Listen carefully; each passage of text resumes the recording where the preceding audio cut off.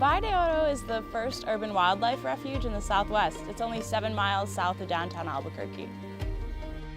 Where the refuge is located is a really important component of the refuge's success. It is in the Mountain View community, which is a community that's faced a lot of hard times in the recent past. It's an area where there's a lot of industrial facilities, multiple Superfund sites, and a lot of people who may not have experiences outdoors or even clean places to explore the outdoors. So putting a national wildlife refuge where the local community can learn about clean, healthy outdoor places and can have a great time doing it as a family is a really important part of what this urban national wildlife refuge will do.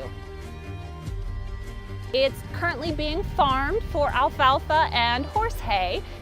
Right now, you can still see a great diversity of wildlife and birds on the site. This time of year, there are sandhill cranes and geese and American kestrels and red-tailed hawks that are using the property. But once we restore the native habitat by extending that riparian bosque habitat, by putting in native wetlands and lots of native grasses and grasslands, we can really increase the diversity and we'll be able to increase the great wildlife viewing experiences for our community.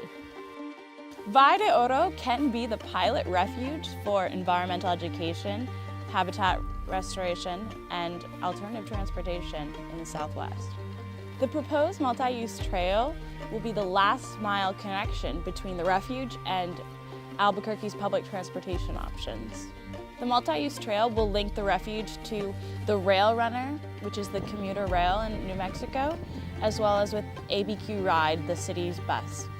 Alternative transportation is really important to our environmental education programs because school budgets are getting lower and lower, and it's so expensive for schools to rent buses to take their students on field trips. So the opportunity of being able to take public transportation to the refuge, or even having a trail where students can walk from, say, the Mountain View Elementary School or the closest bus stop, is going to be really important to getting more students out to the refuge without having to tax the school budgets. Right now, the only way to get to the refuge is really driving. It's not safe or comfortable to walk along 2nd Street.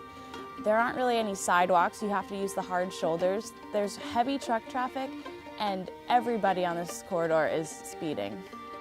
The multi-use trail will provide a safer environment for pedestrians, cyclists, rollerbladers, skateboarders, and drivers.